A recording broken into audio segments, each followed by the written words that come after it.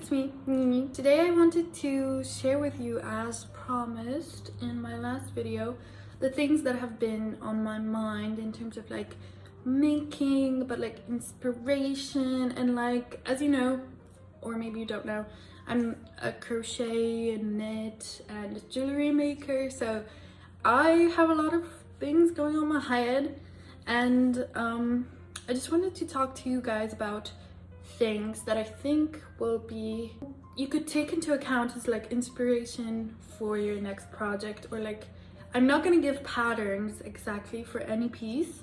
I'm just more going to talk about things that I want to see that I want to make in knitwear and crochet for the summer and for the season, and yeah, that's what I want to talk about today. So if that's interesting for you, then let's go. Okay, so first of all, something in my head kind of clicked when I saw Gimaguas. I don't know how you say the name of the brand, but they're like mint turquoisey pieces from, I think, a new collection, though don't quote me on that, maybe it's already been out there for some time. But I really was interested in their use of that color. I think that color is gonna come back for summer for sure. I think Susie Lola speak about this already, but I fortunately have some yarn in this exact like shade of like turquoise blue mint color back at home. So I'm definitely gonna make someone, and it's like I'm gonna make something, and it's like a thinner cotton yarn, so I think that's perfect for summer.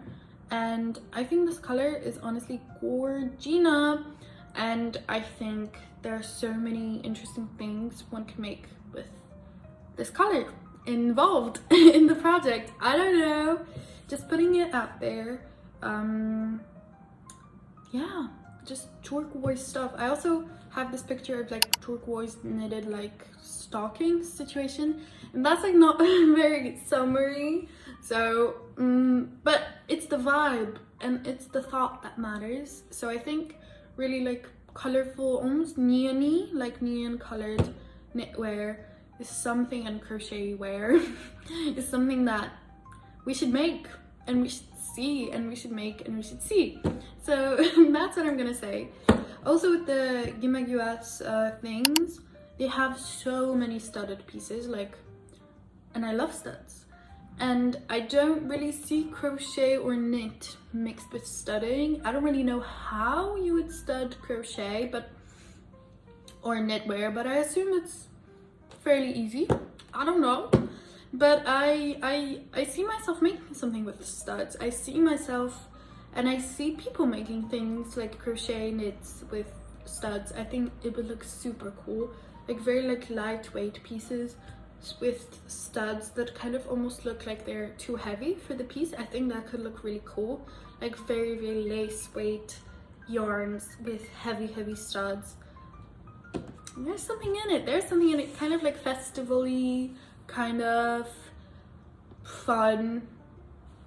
Yeah, that's what that's the first thing I'm gonna talk about. Next is beading, my loves. Beading is so lovely, and I think including like beading in future projects is gonna be something I'm gonna do for sure, okay?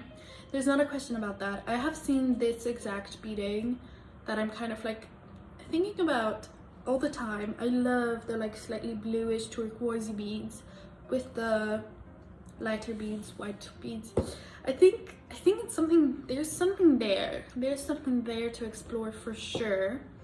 And as you can see, these are not exactly on clothing, but what if they were like beautiful additions on clothing? What if they were around sleeves?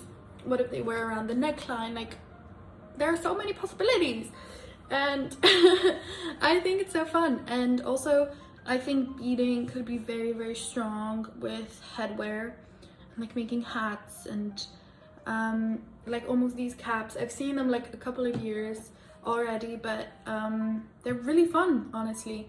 So what is stopping us? And again, you could incorporate the turquoise I talked about, or like a neon color, or a pink, whatever you want. Actually, you could do whatever you want, but I think this like summer, spring, late spring season, I really want to like explore beading, and also like beading in terms of jewelry, but also beading in terms of like additions to knitwear, clothing, whatever. So I think it's super fun, and I'm gonna do it. I'm gonna do more of it, because I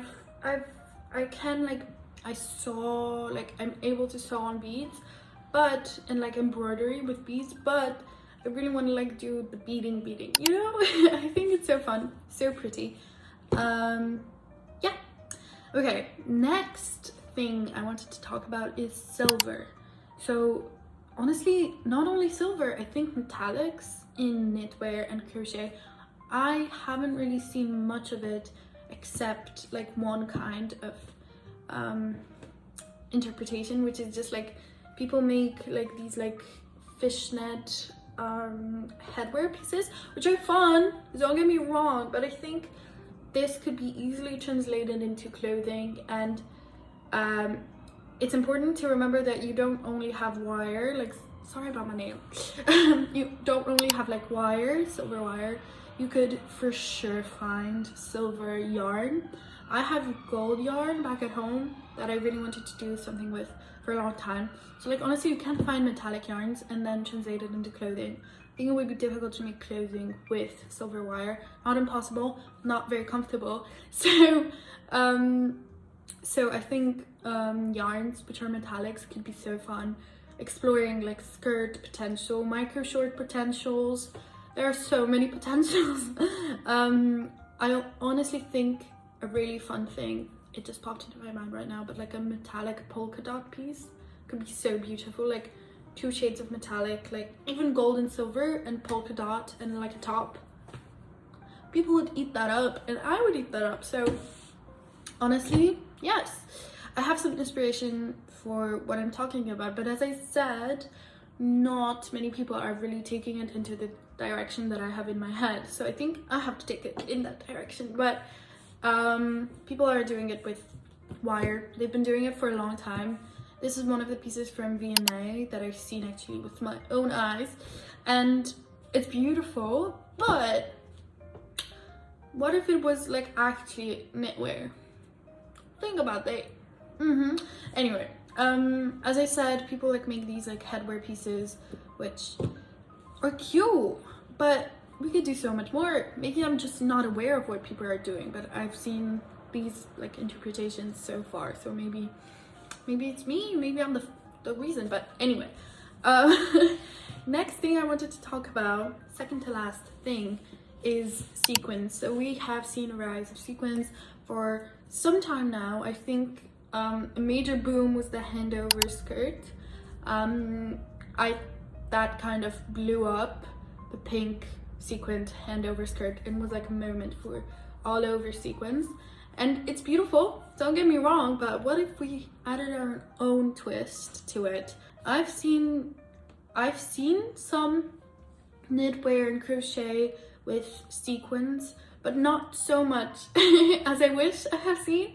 So there are yarns which have like embedded sequins in them. This is one of the examples, and they look beautiful, but it's also important to remember that there is the possibility of like adding sequins by hand. I know it's time consuming, but I think it would be really fun to do like a sequined pattern, almost like, do you know like filet crochet? Hopefully I'm saying that right. What if that was kind of sequins, or like a slogan, like a text, like something, and it would be like sequined? I think that's really fun. I think that's lovely. I'm not sure if I love the kind of like subtle like in this example, I don't know if I love the fact that the sequins are kind of like unevenly spaced out. I think it could be a look if it would kind of go, for example, fade away or fade in, so there would be more sequins and then less sequins. But I don't know if I like the kind of dispersed sequins look. Also could be fun, but what if we would embroider the sequins? There's literally nothing stopping us. Yeah, literally nothing. And then the last thing I wanted to talk about today is, of course, filet crochet. It's been all over everything I have. I think people are making so much filet crochet, so I do feel like maybe it's not the most creative thing to talk about, but still, I have to admit, it's beautiful, it's beautiful, it's so beautiful, and there are still ways you could make something with it that's quite innovative and maybe not seen so much. So filet crochet for me, when I first saw it, it was like synonymous with like my grandma's house and like her like curtains and like the things she would have on her table. I'm from Poland, by the way, so it's like it makes sense, right? And then transforming that into clothing, people are doing it one way, which is just like taking the pattern and just making it in the pattern. But I think there are so many ways to explore as like how filet crochet is and what it really is. So this person, for example, does it not very, I mean, it's quite, I would say, patterned, but it's more freer, I think, more holy also, like not holy as in saint, but like more holes. I think it's very, very beautiful.